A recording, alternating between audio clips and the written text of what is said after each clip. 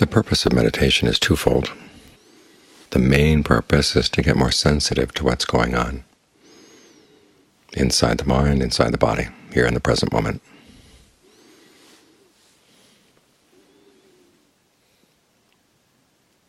But as we get more sensitive, we'll see there are things here that we don't particularly like. After all, as the Buddha said, we're going to be seeing our own ignorance, or as Ajahn Suwat would translate the word avijja, we're going to be seeing our own stupidity.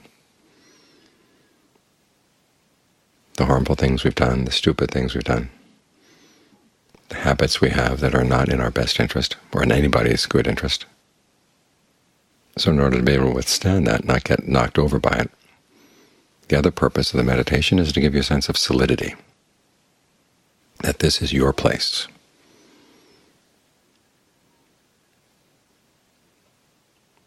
Concentration ideally gets you to a point where a bright awareness fills the body, and a sense of well-being and ease fills the body. And when that happens, okay, you can take that as your stronghold. As you get more sensitive to things inside and out,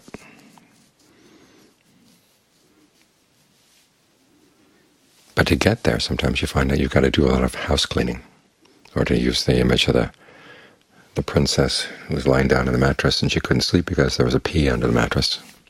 Well, we don't have a pea. We have a whole garbage dump sometimes under our mattress. There's a lot of stuff we've got to clear out, because things will come up. Not that we're looking for them, as we're trying to stay with the breath, though. Things will come up, sometimes in terms of the energies in the body, doing weird things. This is where John Lee's instructions on dealing with energy flows in the body are really helpful. Thinking of the places where energy can go out, and go out the palms of your hands, the soles of your feet. And each person will have different energy problems settling down. Some people have very few problems, some people have a lot. The more you've got repressed stuff, the more the energy is going to be squeezed off in different directions. And you have to treat it gently but firmly.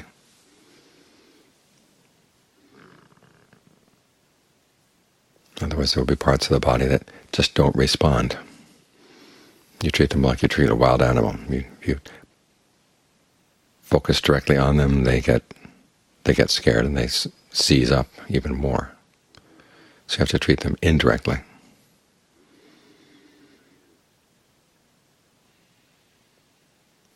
And so when you read Ajahn Lee's instructions on the breath, realize that you have to tailor those to your own needs, your own specific problems. Sometimes he talks about an energy going down. Well, you can try, if that doesn't work for you, think of the energy going up. Remember when I was studying with Ajahn Fuang, I kept asking him to do his own guide to breath meditation. He had lots of variations on Ajahn Lee's themes for working with the breath. He himself had suffered from pretty severe headaches when he was a young monk. So he had his ways of getting the energy down the spine and out the tailbone. And lots of other little ways of dealing with the breath. But a lot of these things you can just learn just by trying to be imaginative and using your ingenuity. Thinking of the breath energies going in all kinds of different directions, doing all kinds of different things. They're not limited to just what's listed in the book. And then there are other issues that come up, things that come up from the past, as your daily life here at the monastery impinges less on the mind, then things from the past have a chance to kind of come bubbling up. And when your concentration is good, you can be solid with them and just see them come up, note them, and they go away. But when your concentration is not yet solid, you need other tools.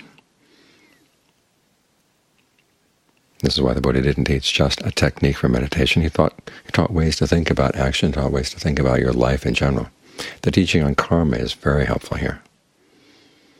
You think of things that people did to you or that you've done to other people. As he has you reflect, it's not just you, it's everybody.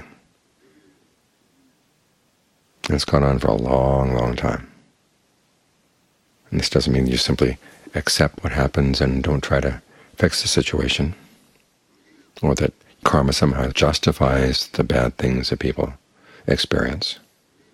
And there's no talk of justifying in the teaching on karma at all. It's simply a matter of cause and effect. But when you think of how long that stretch of time is the Buddha talks about, we've all done all kinds of things.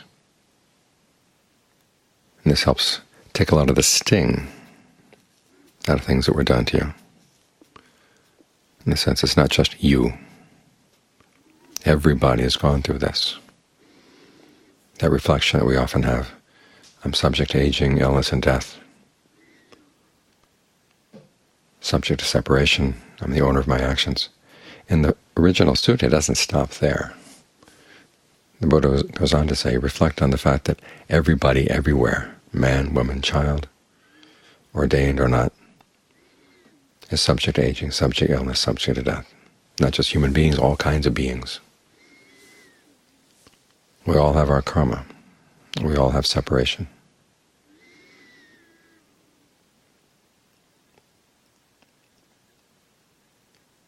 And as the Buddha said, that kind of reflection should get you on the path. The first reflection just on your own aging, illness, and death is to make you heedful. But the second reflection gives rise to a sense of samvega, a sense of urgency or dismay, or the word can even be translated as terror, seeing this is the way the world is. And this reflection is useful. As I said, it takes the sting out of things. It's one of the reasons why the Buddha said when you practice mindfulness, you don't just focus internally, you focus externally as well, as you need to get that sense of perspective on things. So when something comes up, instead of thinking about how horrible the act was, or how horribly you suffered, or how much you were a victim, or how much you were the perpetrator, just remember this is what happens everywhere. And the inspiration here should be to get out. There's no tying up the loose ends in the world. There's no closure.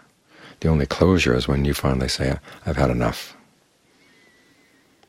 So you wish goodwill to yourself, goodwill to the other person, or the other beings, whatever.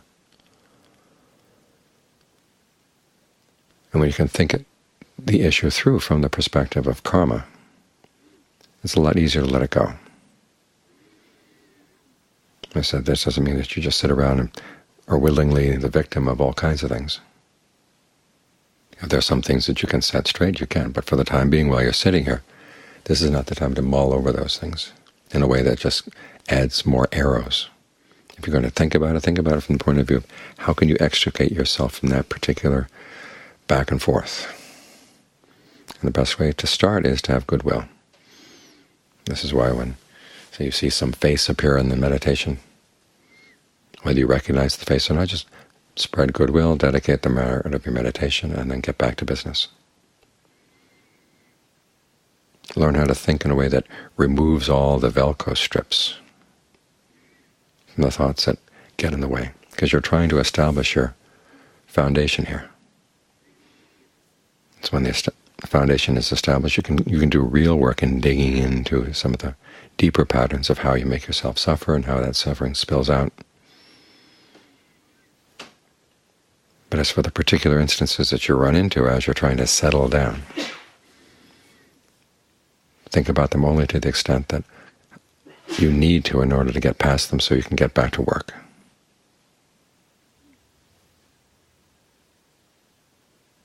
So don't be surprised when you meditate that things are going to come up that are not written in the books. From your own way of relating to the energies in your body, and you think about it, it's only when we meditate that we're really that sensitive to the energies in the body. The last time we were this sensitive was probably back when we were little children. And we learned how to deal with these energies in ways that were pretty uninformed, because nobody else was around there to tell us how to deal with them. So we just dealt them in our own way. When we tried to suppress a thought, we'd create a lot of pressure in the body as well. And it's all too common that there are going to be strange energies in the body. You have to learn how to sit with them and take them apart. As I said, and John Lee gives you some good examples, but you have to learn how to play with things yourself.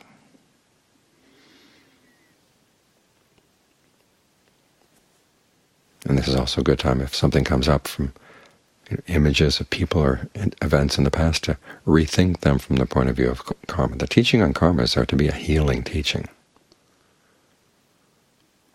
On the one hand, it is kind of dismaying to think about it. This is how the world has gone on for who knows how long. Everybody's implicated. But that thought in of itself can take away the sting.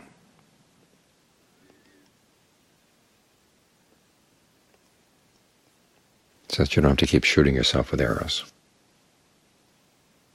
You can clear out all the garbage under the mattress. Have a good, comfortable cushion to sit on. This is your place. So do what you can to lay claim to it, because this will be your stronghold.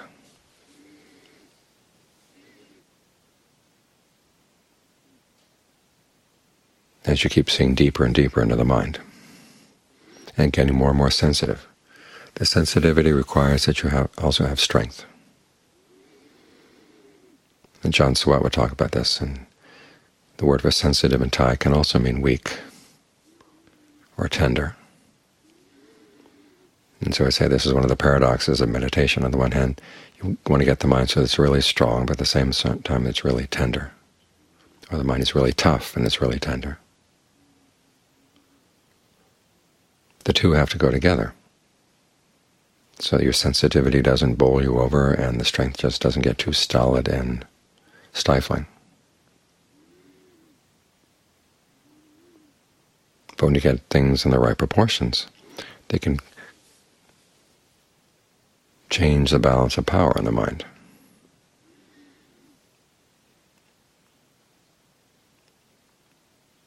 And change the balance of power as you deal with events around you too.